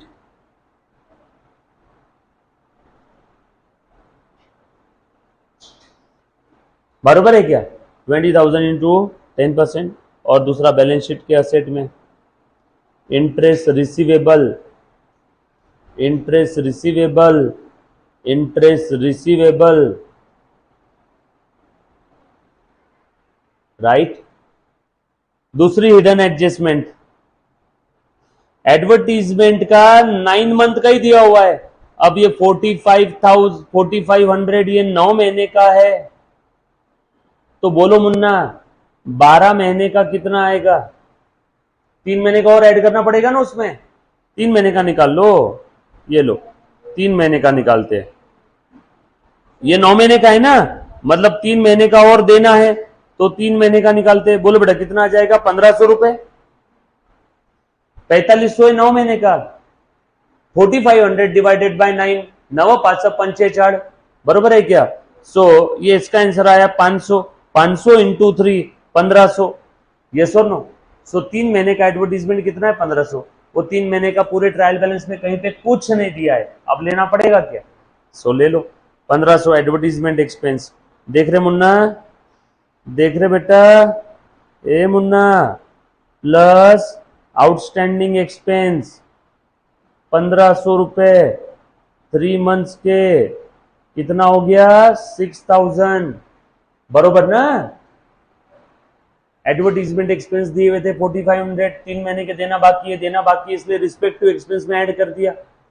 इस पीरियड के टोटल एडवर्टीजमेंट कितने हैं? 6000, बट इन गधों ने पीएनएल में कितने लिए? 4500, टोटल कितना लेना चाहिए था? 6000, इसलिए और 1500 ऐड किया। पहला इफेक्ट 1500 का, advertisement expense account debit to, expense दे दिया होता तो लिखते टू कैश, देना बाकी है तो लिखेंगे टू पेएबल। सो एक जाएगा पीएनएल में और दूसरा पेएबल है, पेएबल है तो बैलेंस शीट के लायबिलिटी साइड में। एडवर्टीजमेंट एक्सपेंस पेएबल और आउटस्टैंडिंग, समझ में आए? सर पीएनएल के अंदर में आपने आउटस्टैंडिंग एक्सपेंस क्यों लिखे? अरे बेटा मैंने पीएनएल में आउटस्टैंडिंग नहीं लिखे, मैंने पीएनएल के अंदर में एडवर्टीजमेंट एक्सपेंस को बढ़ाया, ब्रैकेट में लिखा आउटस्टैंडिंग उसमें, क्योंकि टोटल इस पीरियड का खर्चा कितना है? 6000। अक्रूवल कॉन्सेप्ट क्या बोलता है? एक्सपेंस का पेमेंट करो चाहे ना करो, इस पीरियड का पूरा खर्चा पीएनएल में आना चाहिए। तो पीएनएल में तो 4500 ही दिख रहा है, टोटल कितना है? 6। हाँ उसमें से 4 दिया, 1 दिया, नहीं दिया, 2 दिया, जो भी है जाने दो, पीएनएल में तो पूरा आना चाहिए ना 6। हाँ फिर उसमें से बोलो 4500 दे दिया, उसका इफेक्ट हो गया, 1500 का देना बाकी है तो लायबिलिटी में लिख दिया दूसरा इफेक्ट। सो आसान भाषा में आउटस्टैंडिंग एक्सपेंस के 2 इफेक्ट, रिस्पेक्टिव एक्सपेंस में ऐड करो और दूसरा देना बाकी है तो बैलेंस शीट के लायबिलिटी में दिखाओ। बरोबर है। वापस आउटस्टैंडिंग एक्सपेंस के दो इफेक्ट, रिस्पेक्टिव एक्सपेंस में ऐड करो और आपके बैलेंस शीट के लायबिलिटी साइड में दिखा दो, यस और नो दिखा दिया। चलो बता दो, निकालो बेटा बैलेंसिंग फिगर कितना आ रहा है, पट पट पट पट टोटल करो, बोलो 289,500 प्लस 40,000 कितना है बेटा, 290, 290 और ये 40, 330, 3,29,500, चेक करो तो बरोबर क्या। क्रेडिट साइड की टोटल ज्यादा दिख रही है इसलिए इधर क्या आएगा, ग्रॉस प्रॉफिट। क्रेडिट साइड की टोटल ज्यादा दिख रही है, ग्रॉस प्रॉफिट बैलेंसिंग फिगर कहां ट्रांसफर करेंगे, transfer to profit and loss account. इधर की टोटल कर रहे बेटा अभी 65,000 प्लस 9,000, 74,000, 74 और 3 77,000, 77 और ये 143,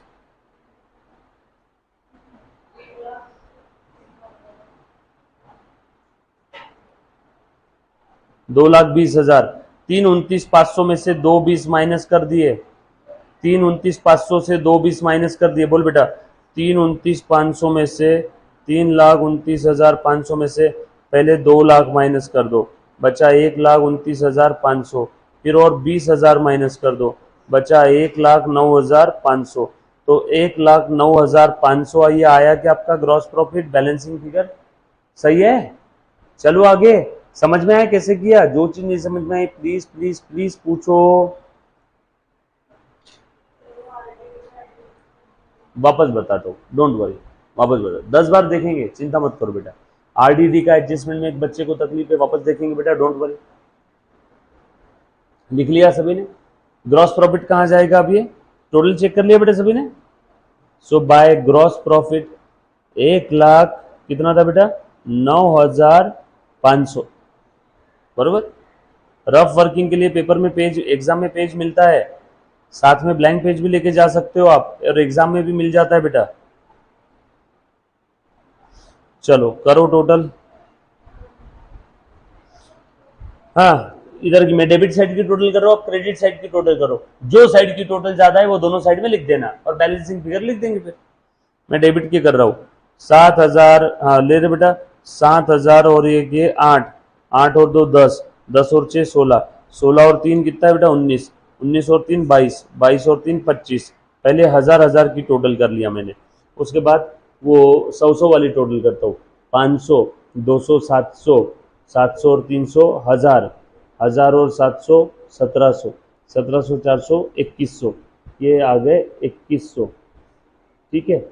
उसके बाद 100, वो अपनी 100 वाली हो गई, दिन 2 डिजिट वाली 35, 35 और यहाँ पे कितने बेटा 44 और ये 50, 35 और 50 85, 85 और 44, 85 और 44 कितना हो जाएगा 129।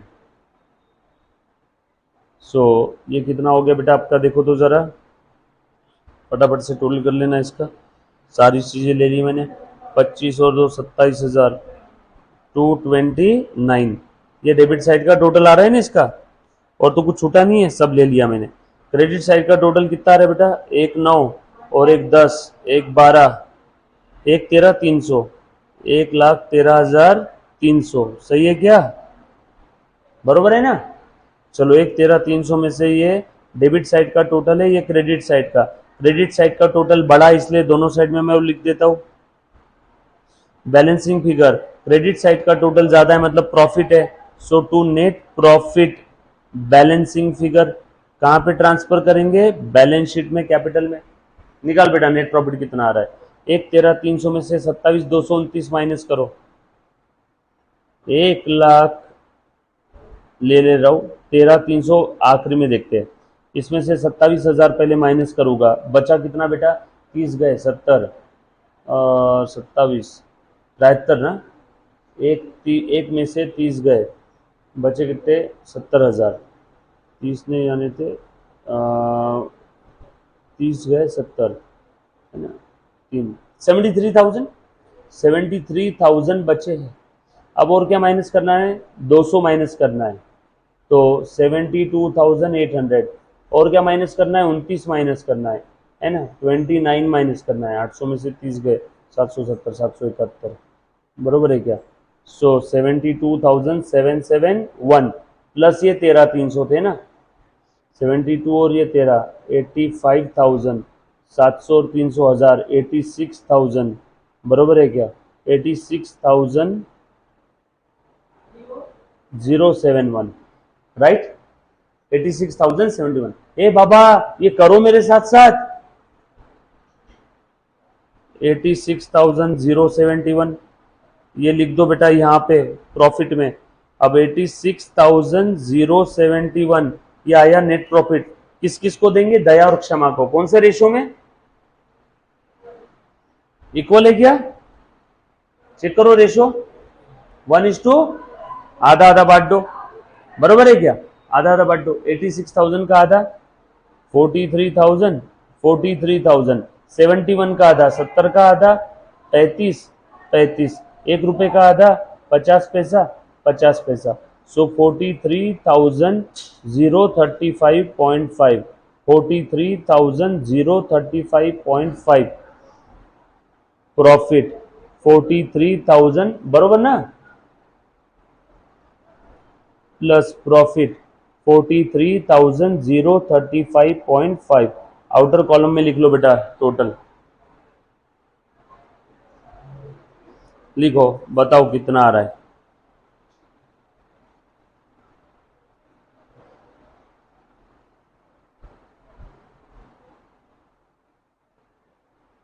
करो, 160 में से एक गया 159। अब ऐसा लगता है ना सीए फाउंडेशन में कैलकुलेटर अलाउड है तो कितना अच्छा है, अब उसकी कीमत समझ में आती। करो बेटा टोटल करो फटाफट से, करो ना, पेपर पे लिखो, ओरली नहीं, एक टोटल गलत होगी पेपर में नंबर कट हो जाएंगे। और सुनो, वहीं पे अगले पेज पे रफ वर्किंग करो ना उस क्वेश्चन का, जहां पे बैलेंस शीट के बाद में जगह थी, वर्किंग नोट के बाद वहीं पे रफ वर्किंग करो, आगे भरने दो ना पेजेस, 4 रजिस्टर होंगे अकाउंट्स के। रफ वर्किंग भी फेयर की तरह करो।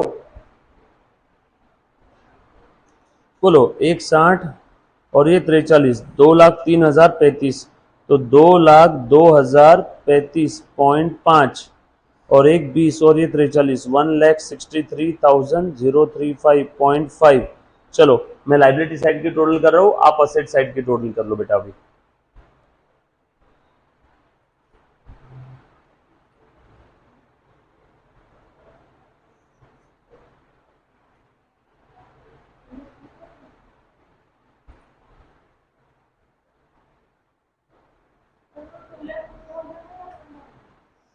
टू लैख 2,000 है ना, 2,02,000 है ना।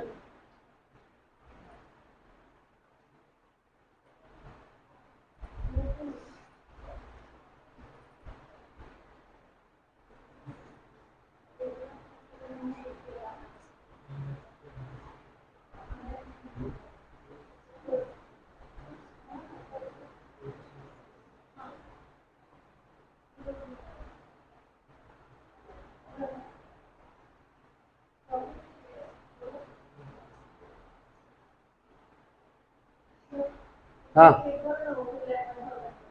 2,00,000, 2,02,000 आ रहा है ना। पी एंड एल का टोटल एक बार चेक करो सब लोग,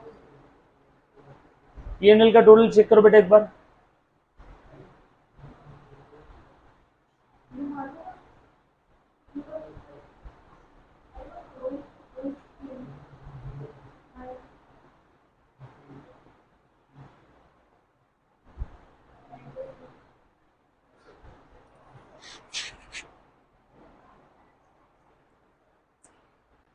डेटर्स का आपने 5% जो निकाला ये सही बताया था मेरे को, डेटर्स का 5% जो निकाला आपने, चेक करना बेटा फिगर एक बार सही आ रही क्या। सब लोग चेक करो, डेटर्स का 5%, जो बच्चा देख रहा है ऑनलाइन वाला भी बच्चा बेटा, डेटर्स का फिगर कितना था डेटर्स का?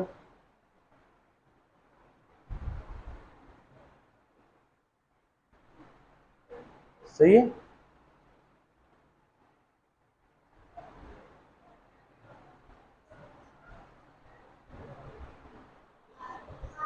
डन। 31 बरोबर आहे ना, तेरी 5 65 7 5 35 बरोबर है वो। चलो लो करो, टोटल करो, बैलेंस शीट का लाइबिलिटी साइड का टोटल करो ना। ये टोटल नहीं समझ में आया सभी को? अरे 160 और ये 43, 2,03,000, उसमें से एक चला गया 2,02,000। करो बेटा, मैं लाइबिलिटी का टोटल करता हूं, आप असेट का करो।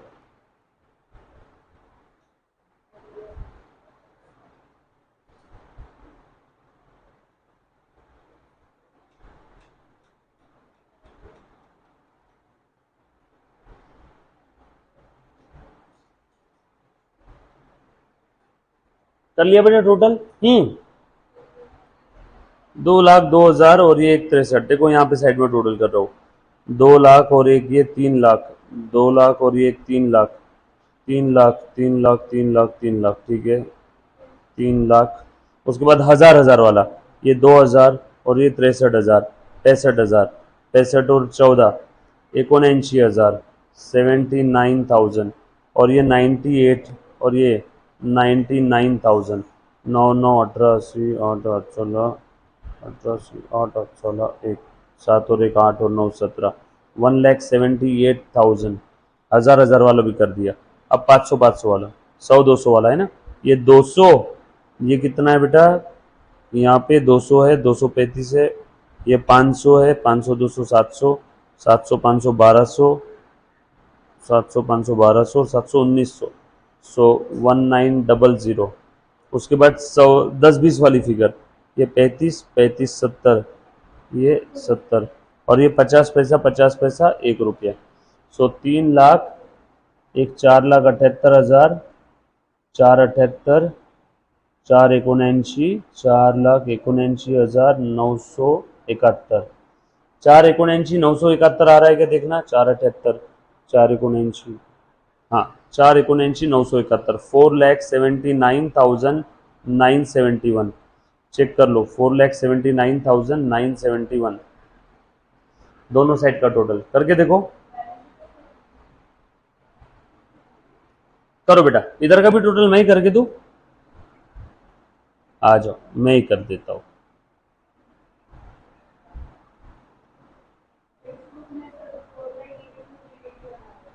बता दो बता दो, करो टोटल तो करो। 4,79,971 इधर का करो, असेट का टोटल कर रहे बेटा। हाँ ये चेक करो, 68,000, 1 लाख और कुछ है क्या? 1 लाख वाला, 1 लाख वाला एक फिगर है। उसके बाद ये 68,000 और 11, 68 10 78 79 है ना, 1 लाख वाला ले लिया ना, ये 1 लाख वाला पहले लिख दिया। अब हजार हजार वाला दिख रहा हूँ, 68 और 11 79, 79 और ये 71,000 और ये 25,000, ये अच्छा ये 1 लाख वाला और एक है ना, 1,24,000 वाला, तो ये भी एक 1 लाख वाला है। ये इधर में ले लिया 24,000 रुपये, ये 6,000 रुपये। उसके बाद ये 12 और 40 52, 52 और 20, 52 और 2 54,000 रुपये, 40 12 52 2 54। करो टोटल, 1 2 3, उसके बाद 9 और 1 10 और 5 15 और 4 19, 19 और 6 25, 25 4 29 9 हाथ चाले 2, 7 और 2 9, 9 और 7 16, 16 और 2 18, 18 और 2 20, 20 और ये 5 25, 2,59,000, सो 2,59,000, ठीक है। उसके बाद 100 वाला ले लेते हैं, ये 300 200 500, 500 500 500 500 500 500 500 और एक 600 600 600, ये हो गया टोटल। उसके बाद 56 और 50 कितना हो गया बेटा? 106, 106, 106 और 65 171, 171, बस और तो कुछ नहीं है ना। चलो दैट्स इट, टोटल कर बेटा इन सभी का। 1 लाख और एक 2, 2 और 2 4, 4,59,000, 4 लाख कितना बेटा है? 2 4 59 और ये 671। और कुछ फिगर छूटी है क्या चेक करना? हाँ ये है ना 20,000 रुपये का, ये 20,000 है ना हमारा इन्वेस्टमेंट का, है ना, तो आखिरी में 20,000 ये भी ऐड कर देंगे, तो ये आ गया बेटा आपका 4,59 771, बराबर है ना, 459, 600 और 771, तो ये आ जाएगी 20,000, 4,79,000। चेक करना सारी फिगर आ गई क्या? 165 ले लिया, 2,000 ले लिया, ये भी आ गया, ये भी आ गया, ये 300, हाँ बरोबर है, ये देख लो 4,59,000, और ये 300 भी था ना अपना, 600, 300, 971, 971, 4,79,059, 69, 79, 971। ये बैलेंस शीट टोटल आपकी चेक कर लो। हेलो, चौथी कक्षा बेरीज वजह बाकी, वो भी सिखाना है अभी। टोटल चेक करो बेटा एक बार, आ रही कितनी। इंटरेस्ट इन्वेस्टमेंट भी था ना अपना 20,000 का, वो आउटर कॉलम में लिखा हुआ नहीं था, वो भी लिख लिया। कौन सा? अरे 300 थे कि ये वाले 300 थे, वो ये देखिए 356 में के 300, वो लेना रह गया, बरोबर है क्या? अब दो चीजें, एक बच्चे ने बोला सर टेक्स्ट बुक के अंदर में इसका आंसर अलग है, इसका अलग है। आ जा बेटा, देखो टेक्स्ट बुक वाले क्या करते बता देता हूं, मुन्ना प्लीज ध्यान देना, दोनों भी सही है। हाँ, टेक्स्ट बुक के अंदर में जो बिल रिसीवेबल जो डिसऑनर हुआ है ना, बिल रिसीवेबल जो डिसऑनर हुआ है ना, वो लोग उसको क्या करते, डेटर समझ के कम कर देते। बट क्यों डेटर समझना है? टेक्स्ट बुक के अंदर में जो बिल रिसीवेबल डिसऑनर हुआ है उसको डेटर समझ के यहां से कम कर दिया। ये देखो, मतलब बैड डेट कितना हो गया उनके हिसाब से, ये बिल डिसऑनर, सो ये 3,000 और ये 1,800, कितना हुआ 4,800, तो ये हो जाएगा 1,27,700, बरोबर है। तो इसके ऊपर वो लोग निकालते 5%, समझ में आया? बस ये फर्क है, बाकी दोनों भी आपका सम बिल्कुल आउट ऑफ आउट नंबर मिलेगा। वो लोग बिल रिसीवेबल डिसऑनर को भी डेटर से माइनस कर देते, चलेगा कोई दिक्कत नहीं, दोनों भी सेम ही चीज है, दोनों भी सेम चीज है। यस और नो, क्लियर? तो वो जो फर्क आ रहा है समझ में आ रहा है ना? फिर अब ये 5% इस फिगर का निकलेगा, तो नेट प्रॉफिट थोड़ा टेक्स्ट बुक का ज्यादा दिखेगा। क्लियर? समझा क्या? ये देखो मैं बता देता हूं आपको, देख तो बेटा,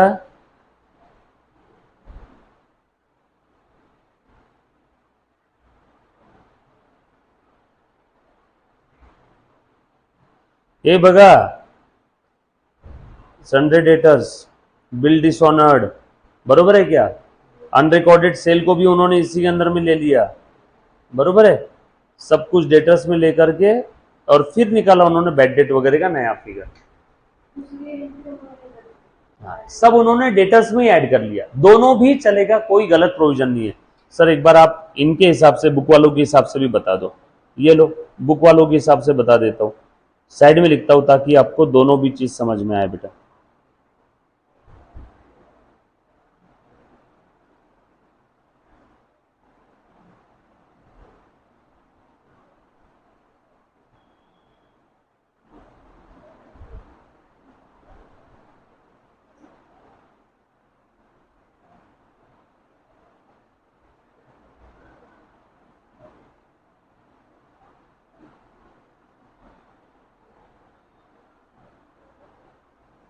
अरे जा रहे, हाँ ये देखो डेटर्स, देखो दिख रहा है बेटा सभी को, डेटर्स कितने थे 1,32,500। फिर उन्होंने बोला बेड डेट हो गया, बेड डेट हमने यहाँ पे माइनस कर दिया 1,800। फिर क्या हुआ, क्वेश्चन में दो एडजस्टमेंट थी, एक थी बिल डिसऑनर की, बिल डिसऑनर हो गया यानी क्या हो गया बेटा, आपके डेटर्स बढ़ गए। ये हमारा किया वाला था ना, ये हमने किया था ना साइड में, दोनों में आपका बैलेंस शीट का टोटल बिल्कुल सेम आएगा, कोई टेंशन वाली बात नहीं। बेड डेट हो गया, ये दिया था न्यू बेड डेट, कहां पे दिया था, एडजस्टमेंट में। फिर इन्होंने बोला बिल डिसऑनर हो गया,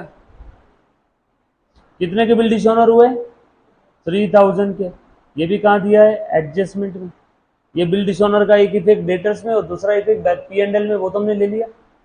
हमने क्या किया, सेपरेटली दिखाया, इन्होंने डेटर्स में मर्ज कर दिया, चलेगा, दोनों भी ट्रीटमेंट सही है, बिल्कुल सही है, कोई गलत नहीं। अब उसके बाद डेटर्स का नेट बैलेंस कितना आया, 1,32 में से ये 3,000 और ये 1,800 माइनस कर दो, 4,800 माइनस कर दो। रुको, यहाँ नेट बैलेंस मत लो अभी, अनरिकॉर्डेड सेल भी डेटर्स में ऐड कर दो। कितना है बेटा अनरिकॉर्डेड सेल्स, बोलो अनरिकॉर्डेड सेल कितना है, 6000, ये ऐड कर दो। अब बताओ नेट डेटर्स का नेट इफेक्ट कितना आ रहा है यहाँ पे, 4800, 6000, 1200 इसमें ऐड करना है उल्टा, एक 1200, एक 32, 32 में 1200, 1,44,500। चेक करो तो, एक 32 और 1000, एक 33, चेक करना बेटा टोटल कितना आ रहा है इसका, 3000 और ये 4800 माइनस कर दिया, 6000 में से तो बचे 1200, एक 32,000 और 1200 उसमें ऐड कर दिए तो 33,200, 33,700, 1,33,700 आएगा शायद। चेक करो, एक 32 में 1000 ऐड कर दिए, एक 33, 500 में 200 ऐड कर दिए, 700, बरोबर है क्या, सबका प्लस माइनस करके देख लो आ रहा है क्या इतना।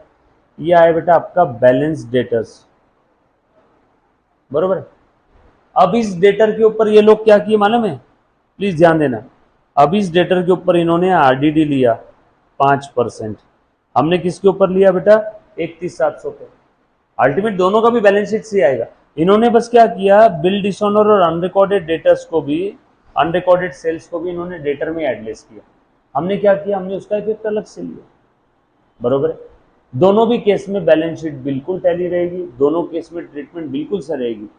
सर क्वेश्चन में दिया नहीं था कि अनरिकॉर्डेड सेल जो है वो डेटर्स लेना कि क्या करना, तो हमने अनरिकॉर्डेड सेल को ऐसा सोचा कि उधारी में लिया और उन्होंने उस अनरिकॉर्डेड सेल के ऊपर भी प्रोविजन ले लिया, चलेगा। हाँ क्वेश्चन में कुछ दिया नहीं था, डायलेमा था, इसलिए आप कुछ भी ट्रीट कर सकते हो, कोई दिक्कत वाली बात नहीं है। एक बार मैं दोनों भी ट्रीटमेंट इन्होंने जो यहाँ पे दिया है और हमने जो किया वो दोनों अलग अलग बता देता हूँ। सबसे पहले बिल डिसऑनर का चेक कर लेना एक बार जब आप घर जाओगे, तो बिल डिसऑनर का हमने क्या किया बेटा, एक इफेक्ट दिया बैलेंस शीट के असेट साइड में, हमने बढ़ा दिया असेट, बिल डिसऑनर हो गया, बरोबर है क्या, डेटर्स हम सॉरी असेट बढ़ाए नहीं, असेट कम कर दिया, डेटर्स कम कर देंगे ना हम लोग, बिल डिसऑनर हो गए। या फिर क्या करना है बेटा प्लीज ध्यान देना अच्छे से, बिल्स ऑफ एक्सचेंज टॉपिक के समय बिल डिसऑनर का ट्रीटमेंट बताता हूं, बरोबर है। और दूसरा इफेक्ट हमने क्या किया, पी एंड एल के डेबिट साइड में लॉस बोल के दिखा दिया। एक तो बिल डिसऑनर हो गया और दूसरा लॉस हो गया हमारा, bill dishonour is kind of bad debt और लॉस।